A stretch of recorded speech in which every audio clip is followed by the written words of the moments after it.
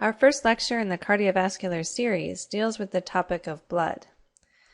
As you can see, blood serves many different functions in the body, including one, the transportation of oxygen and carbon dioxide, as well as many nutrients and waste from the lungs to the different parts of the body, and back again from the different parts of the body to the lungs. Blood also serves, though, as a regulatory mechanism for your body temperature, pH, and as well as total body fluid volume. And lastly, blood is an important part of the immune system, and it serves as a protection mechanism by mounting an immune response and carrying the appropriate immune cells to the site of infection. There are two major components of blood. The first being plasma, and you see that here as the liquid layer on the top of this vial of blood. So this on the right here is a vial of blood that was then put into a centrifuge and spun rapidly, and then it separates into three different components. And this top component, the liquid component, if you will, is plasma. Plasma makes up about 55% of the total blood volume. Most of plasma is indeed water, 91% or so. It alters depending on the individual, of plasma is water. But there are other components of plasma as well, including blood proteins, which we'll discuss in more detail, and also plasma carries a number of different nutrients, hormones, and electrolytes that can be dissolved into that water. The second major component of blood consists of the cellular components, and that makes up a little less than half, 45% of the total blood volume. You see here in these bottom two layers, the cellular components of blood. This very thin layer here is called the buffy coat, and this consists of your white blood cells or leukocytes, as well as your platelets. And then the remaining sort of very dark red portion here at the bottom of the tube are the red blood cells. If we look a little bit closer at some of the plasma proteins that are consist or are part of plasma, we see three major types. The first are the albumins. These are the smallest and most abundant plasma proteins. They're made in the liver. Their main role in terms of blood and regulation of fluid volume is to maintain the osmotic balance of the blood. And so in essence, these proteins help regulate water movement between the blood and the interstitial fluid. And the interstitial fluid is fluid surrounding your cells outside of the normal arterial system. They also are important carriers for molecules that have very low solubility in water, such as some hormones and some lipids. The second group of plasma proteins are the globulins. These are the second largest group of plasma proteins. There's three different types of globulins, the alpha and beta globulins. Again, these serve as carrier molecules for hydrophobic molecules, hydrophobic meaning protein molecules that don't associate well with water, and so they need some sort of carrier in order to transport properly in the blood. And probably most importantly, and we'll cover this again when we do the immunology module, are the gamma globulins. And another word for gamma globulin is an immunoglobulin or an antibody, and these assist in fighting against your pathogens. And the third major group, and again another very important group though, of the plasma proteins, are the fibrinogen and the blood clot forming proteins. And so in essence, this is a very elegant series of pathways that occur in order for a blood clot to form. And as you can imagine, blood clotting has to be a highly regulated process because if it was not, we would clot unnecessarily, which can ultimately lead to more severe things like stroke. And so if we follow the story a little bit, what happens is you have an injured tissue, and upon that injury to your tissue, the platelets release something called prothrombin activator. And that sort of sets off the series of cascades now. The prothrombin activator ultimately acts on or splits another molecule called prothrombin into the enzyme thrombin. And so now you have a functionally active enzyme called thrombin. Thrombin, being an enzyme, will now act on another protein.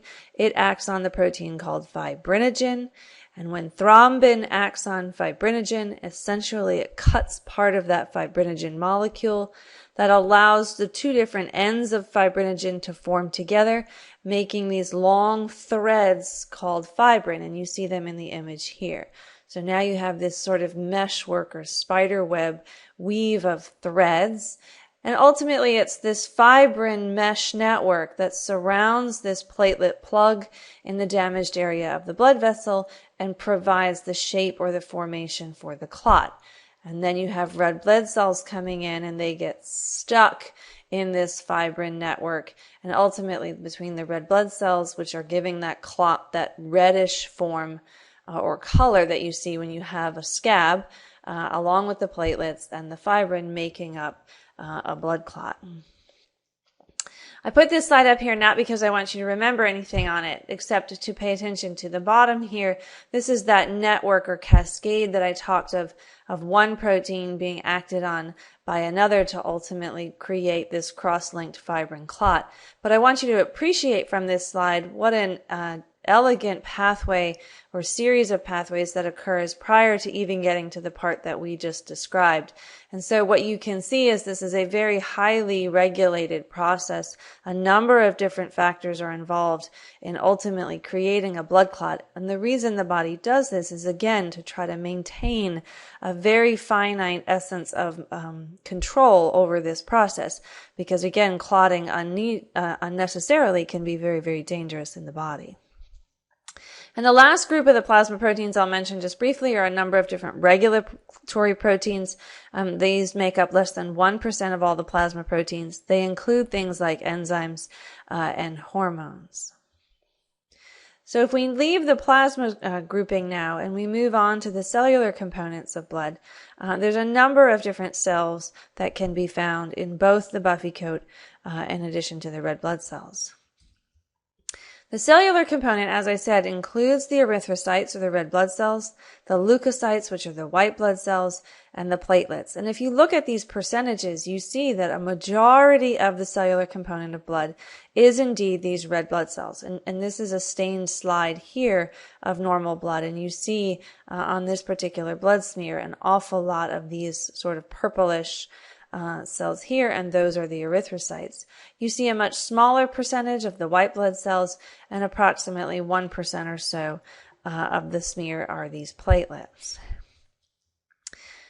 If you've ever been to the doctor and they talk about taking a hematocrit, essentially what they're talking about is taking a look at what the percentage of the volume of all of your cellular components in one's blood. So they want to know, what are you closer to that 45%, closer to a 52%, etc. And so what we see is there are standards for both males and females in humans.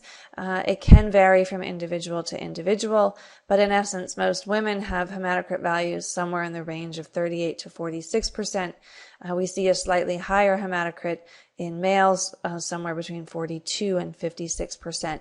But the physicians can sometimes tell or get an indication that something may be going on in your body by looking at these different hematocrit values, and by also looking at the different percentages of the different types of cellular components in your blood to determine if perhaps you do have an infection.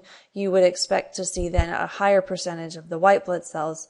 If you're having some sort of difficulty with your red blood cells, if you're feeling very fatigued, they may look at what percentage of red blood cells you have in your body. So let's look at these different cell types, though, that make up that cellular component. The first we'll discuss are the erythrocytes. Erythrocytes is just a fancy word for red blood cells. In essence, the name red blood cell is a little bit of a misnomer, though, because mature red blood cells lack a true nucleus and other organelles. They're relatively small cells, only about 7.5 microns in diameter. They have a very unique biconcave shape, which allows them to move through these blood vessels, the very smallest blood vessels being the capillaries. And so when they get down into those capillaries, in order to move through those very small structures, they actually line up and move through the capillary in single file. And that biconcave shape allows them to do that. The important carrier molecule within the red blood cells is hemoglobin. Now, every single red blood cell contains almost 280 million molecules of hemoglobin. It's a very important molecule because it's necessary for the transport of oxygen, and it also is interesting because it can reversibly transport oxygen and carbon dioxide. And what we mean by that is it can pick up oxygen in the lungs, and then ultimately hemoglobin drops off the oxygen molecules when it gets into the tissues. And so this is how we get oxygen from our lungs to all the different tissues of the body. As well, hemoglobin also, interestingly, can transport carbon dioxide in that reverse manner. It picks up carbon dioxide in the tissues, travels to the lungs, and then ultimately the carbon dioxide is what we breathe out as part of respiration.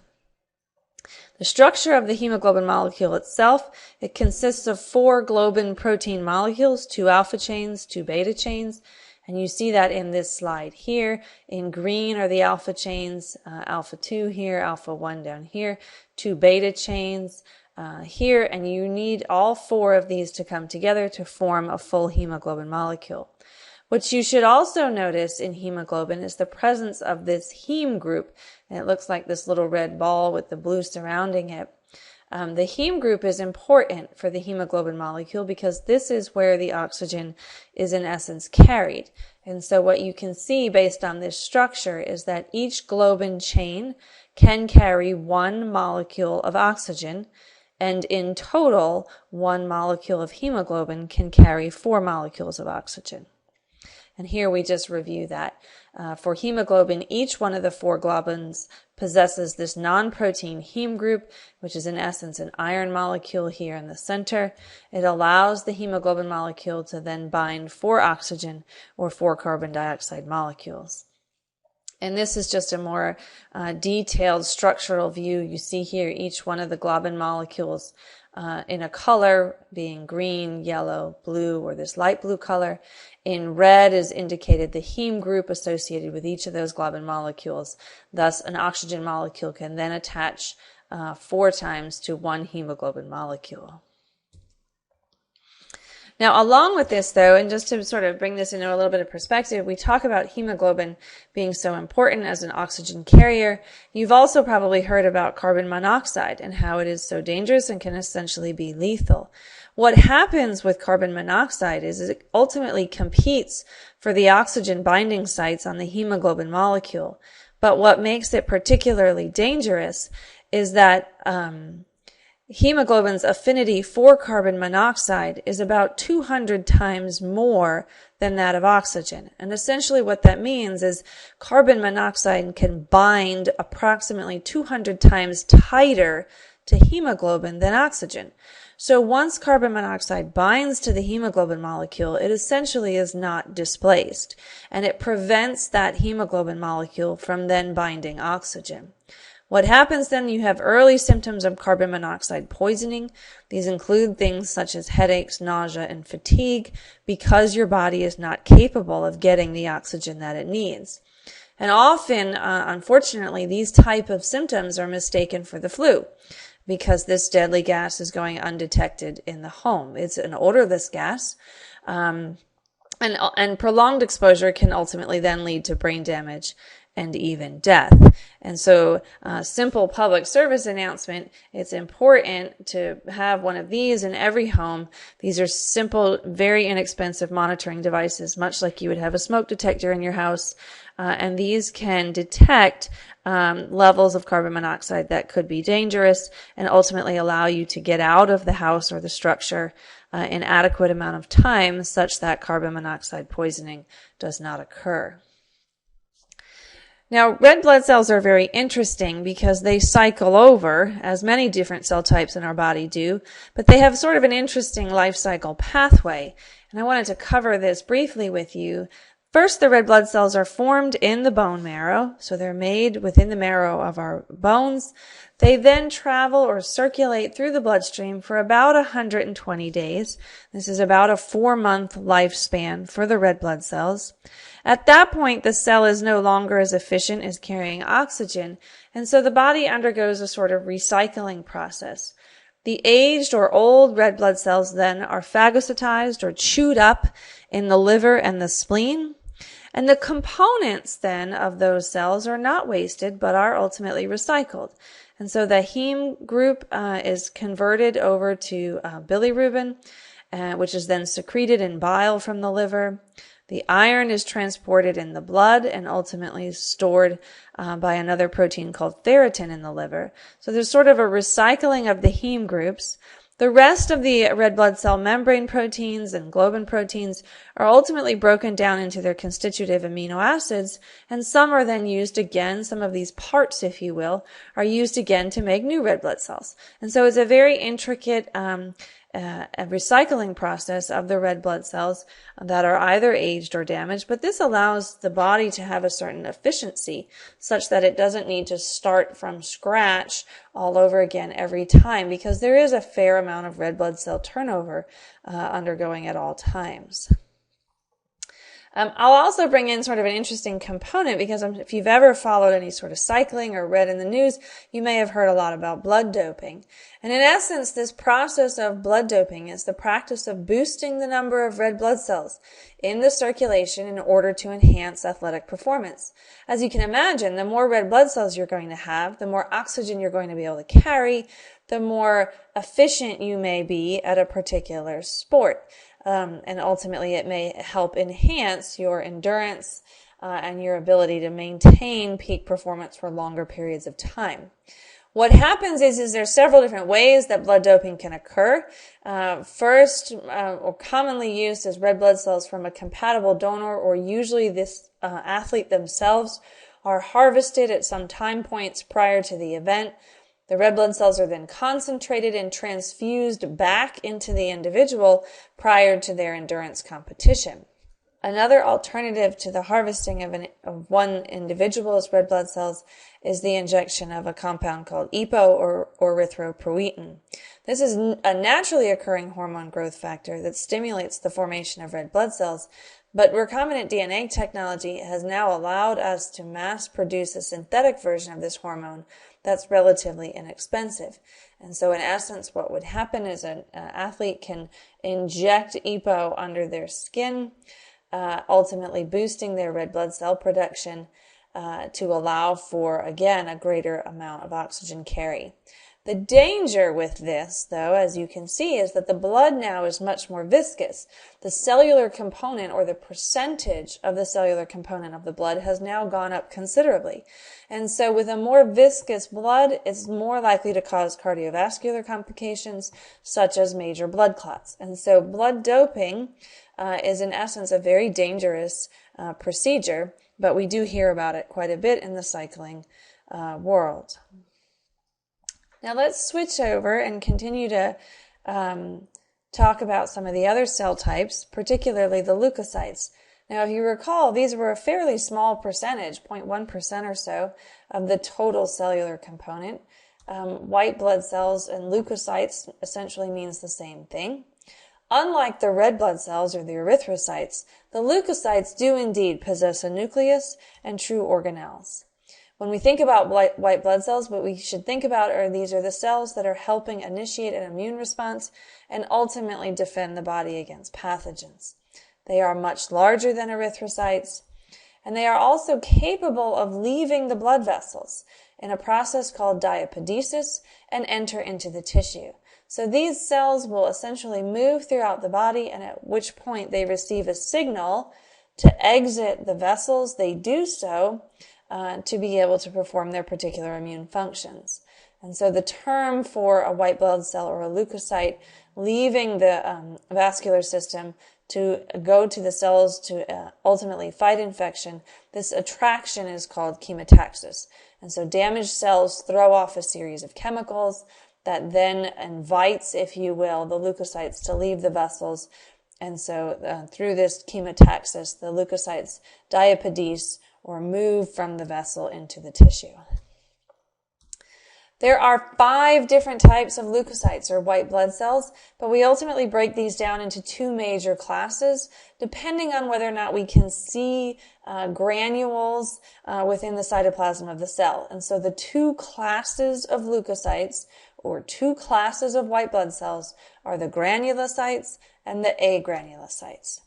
And of the granulocytes, you see three types of cells: neutrophils, eosinophils, and basophils. And first we'll look at the neutrophils, which you see here. They are the most numerous of the white blood cells. They have these very pale colored granules with a nice lilac background, a multi-lobed nucleus, which you're seeing stained here in dark purple. And these cells phagocytize or chew up other cells once they find invading pathogen cells, and they secrete an enzyme called lysozyme. And lysozyme is an enzyme that can eat up or chew up other foreign cells. The next cell type of the granulocytes are the eosinophils. And so here's a nice slide comparing a neutrophil to an eosinophil. Remember, the neutrophils had that nice lilac stained background. These have a much more red granular stained cytoplasm. Instead of a multi-lobed nucleus, you now have a bilobed nucleus. These are very important cells in terms of fighting parasitic infections, and we also see an increase in numbers in response to antigen-antibody complexes or allergens. And the last group of the granulocytes that we'll focus on are the basophils. These are the least numerous of the granulocytes. They also have a bilobed nucleus, but now we see abundant amounts of these bluer granules in the basophils. They are important molecules. If you've ever had allergies, they ultimately will release a lot of histamine, which can result in vasodilation and a decrease in blood pressure. They also release heparin, though, which inhibits blood clotting. If we move on to the agranulocytes now, what we're talking about are two major types of cells. These are lymphocytes. Lymphocytes mostly reside in lymphatic tissue, and they have a dark staining round nucleus. You see here the nucleus takes up a large proportion of the cell. There's three main types of lymphocytes: T lymphocytes, B lymphocytes, and natural killer cells. We'll talk about these in more detail when we cover our immunology lectures. And then the other types of agranulocytes are called monocytes, and they're about 3 to 8% of the leukocytes. They have a sort of C-shaped nucleus, but more importantly, these mature into macrophages, and macrophages are sort of eating cells, if you will, defense cells that will go around and chew up or eat up foreign cells or foreign material once it's been marked by the immune system to be rid from the body. And what you see here is some great images of this would be your foreign antigen here, and here comes this monocyte, or ultimately now a mature macrophage, to eat up this foreign antigen. And that's the image here on the right. You see it's completely taken up, that foreign antigen, to ultimately chew it up and remove it from the body. So a monocyte develops into a macrophage. A macrophage is a mature cell that can go eat up foreign antigens. The next grouping that we'll discuss that makes up the cellular components are the platelets. Platelets are sort of interesting because they're irregular shaped membrane cell fragments. They're not really true cells themselves. They ultimately represent shed cytoplasm from a much larger cell called a megakaryocyte. And megakaryocytes are generally found in the red bone marrow. Megakaryocytes, to give you some perspective, are about 15 times larger than erythrocytes, hence that name, mega, super large karyocyte. Platelets are about a quarter of the size of erythrocytes.